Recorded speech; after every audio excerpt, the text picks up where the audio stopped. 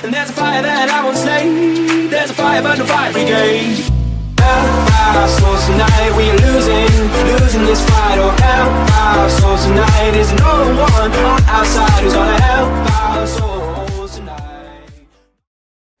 사람 ING 매일 강좌 9월 12일 더 깊은 공부를 위한 10분 시작하겠습니다.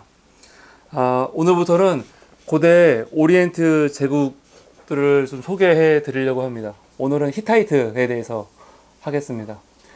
오리엔트라는 말은 로마를 중심으로 한 용어입니다.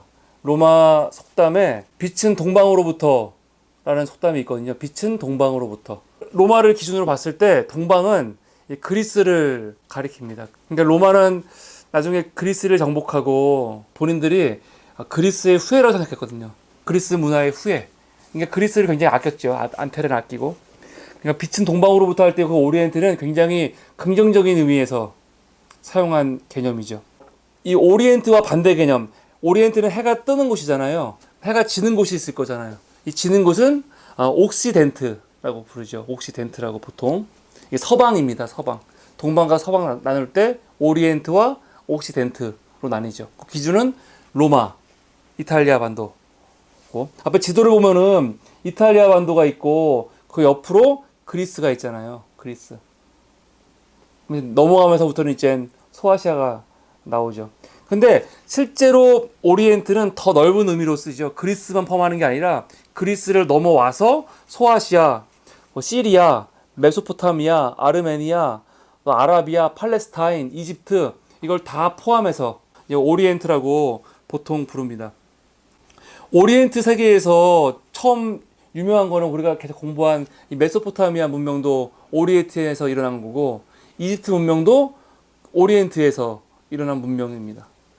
강한 제국은 이집트가 있고 우선 그리고 수메르 때 봤지만 이 사르곤 대제가 일어났잖아요. 사르곤 대제가 있었고 그 다음에 강한 바빌로니아가 있었고요. 다음에 아스리아가 있는데 사실 사람들이 잘 몰랐던 부분이 뭐냐면 오리엔트라고 생각하면은 거의 메소포타미아 지역 있는 것만 생각을 해요. 근데 그 위로 올라가면은 아나톨리아 지방에 히타이트라는 굉장히 큰 제국이 있었습니다. 히타이트. 근데 히타이트에 대해서 우리가 알게 된 게 그렇게 오래되지 않았어요. 너무너무 큰 제국이 대단한 제국인데 성경에는 헷이라는 이름으로 나오죠. 헷. 히타이트는 이 기원전 1900년 때부터 지금 터키 지방인 아나톨리아에서 이제 도시국가로 시작이 됐는데 1650년에 하투실레스 1세가 그 도시국가를 다 정복하면서 하나의 히타이트를 만들었습니다. 그때가 한 1650년경. 그러면서 이 히타이트가 굉장히 강력해지는 거죠. 그리스도 다 도시국가고 메소포타미아도 다 도시국가잖아요. 하나의 국가가 만들기가 힘들어요. 이집트 같은 경우가 이제 하나의 제국이지만 거기도 분열되면은 상 이집트, 하 이집트 나뉘고. 근데 그리스도 나중에 이제 하나로 뭉쳐지면서 알렉산더 대제가 정복 전쟁을 시작하는 거거든요. 그 전까지는 다 도시국가였죠. 아테네, 스파르타, 테베 이런 식으로. 히타이트도 마찬가지입니다. 다 도시국가였는데 이거를 1650년에 하투실레스 1세가 통일시키고 하투샤라는 곳을 수도로 삼아서 제국의 역사가 시작이 되는 거죠. 근데 히타이트가 유명한 거는 이 히타이트가 이 철을 사용했어요. 철. 그래서 히타이트 하면은 철기이죠. 철기. 그러니까 17세기 때부터 이미 철기를 사용한 제국이에요. 17세기부터. 대단한 거예요. 왜냐면 메소포타미아는 문명이 그렇게 빨리 시작했지만 철을 사용한 게 기원전 13세기 때 사용했거든요. 그때 가서야 겨우 이 문명이 대단한. 이집트 12세기 가서야 철을 사용해요. 12세기. 페르시아 10세기 가서 사용하죠. 유럽도 9세기, 8세기 가서야 사용하고요. 중국은 춘추 전국시 때부터 했다고 하지만 거의 뭐 5세기, 6세기, 5세기 가야지 철을 사용해요. 철을.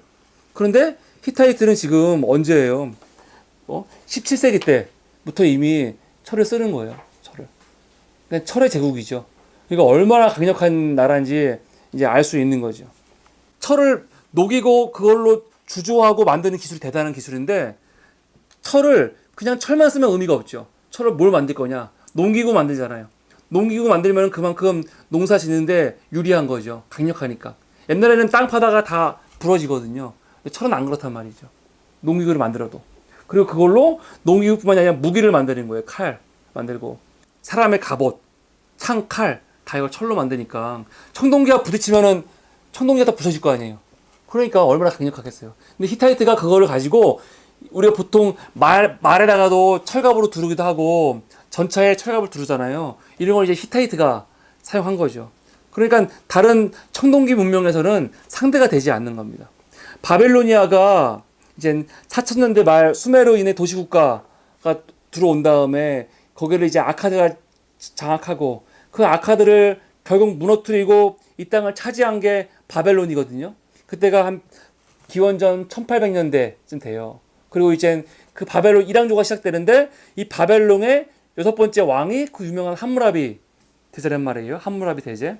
함무라비 법전 만들고 그 대제인데 그 사람이 죽은 다음부터 이제 이 바벨로니아가 약해지죠. 근데 이 바벨로니아를 결국 멸망시킨 게 누구냐면 히타이트예요. 히타이트. 그러니까 얼마나 대단한 제국인지 알 수 있는 거죠. 그때가 한 1530년경. 그때 바벨로니아가 이 히타이트한테 완전히 무너지게 됩니다.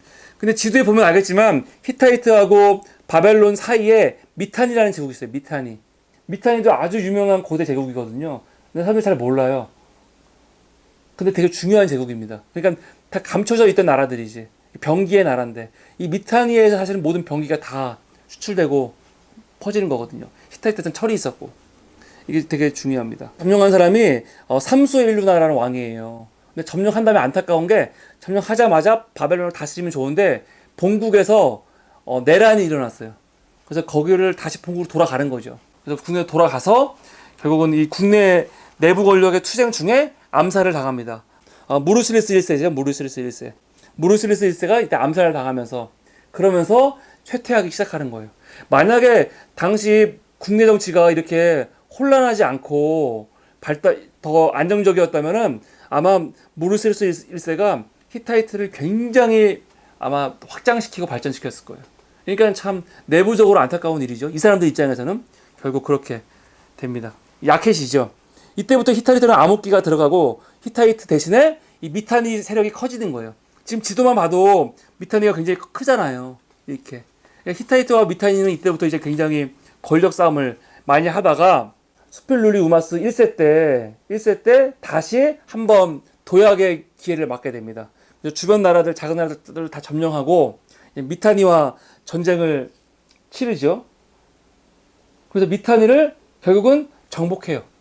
정복하고 이제 고대 근동에서는 히타이트와 싸울 수 있는 곳은 어디가 남았을까요? 고대 근동의 영원한 강자예요. 이집트가 있죠. 이집트. 그래서 그때부터는 히타이트하고 이집트하고 싸움을 많이 해요. 당시 이집트는 이집트 역사에서 가장 강성했던 신앙조 때예요. 신앙조. 우리가 성경에 보면은 모세가 출애굽한 게 신앙조 때거든요. 18왕조냐 19왕조냐 논쟁이 있지만 18왕조건 19왕조건 다 신앙조예요. 그 신앙조 때 그 신앙조와 거의 유일하게 대등하게 싸웠던 제국이 바로 이 히타이트죠.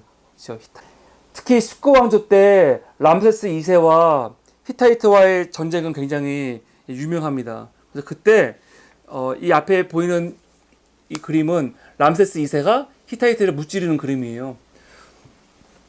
이집트 기록만 보면은 이 전투에서 카데시 전투라고 하는데 유명한 이 전투에서 람세스 2세가 히타이트를 완전히 물리친 것처럼 나오지만 이건 되게 사실은 보니까 좀 너무 일방적인 기록인 거죠.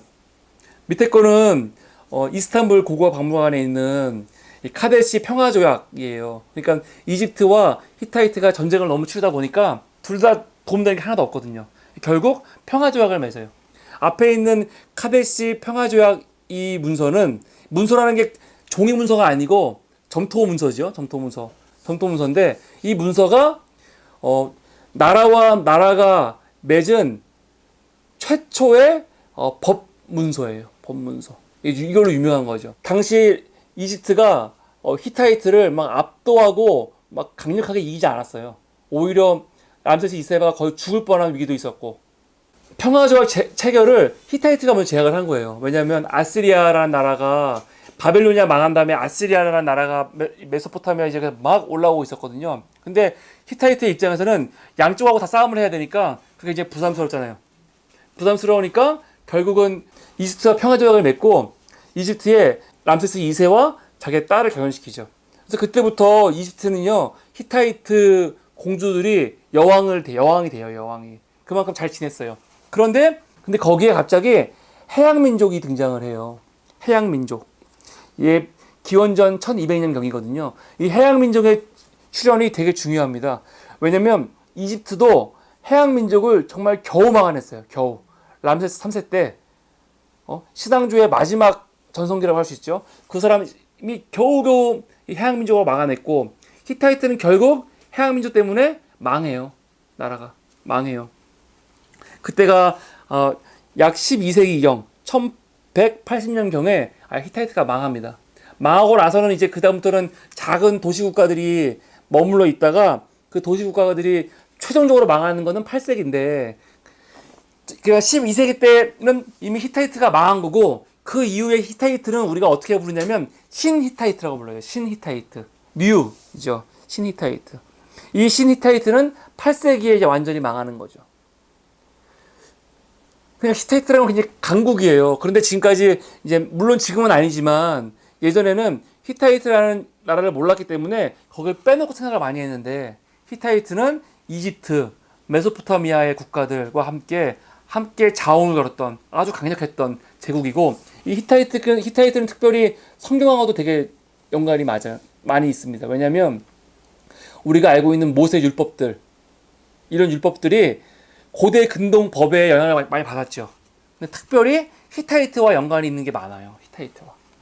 그럼 법적인 구조라든가 이런 것들이 성결법의 같은 게 히타이트 법정과 굉장히 비교할 게 많습니다. 이거는 지금 제가 강의하고 있는 고대 근동의 역사와 구약 5강을 보시면 알 수 있습니다. 지금은 3강 할 차례죠. 아직 5강 안 했습니다. 앞으로 할 5강에 보면은 신해산 율법과 히타이트 법전을 비교하는 게 나올 건데 그런 거 보면은 히타이트 영향을 많이 받았다는 거. 또 히타이트는 성경에 있는 팔레스타인, 이 이스라엘과 연관이 많아요. 접촉이 많았고. 그래서 히타이트에 대한 연구는 성경 연구와도 굉장히 큰 관련이 있습니다. 무엇보다도 히타이트는 우선 법 체계가 굉장히 공정했어요. 공정했고 죄에 대한 원한풀이식 처벌 같은 거 별로 없고 그냥 보상해 주는 걸로.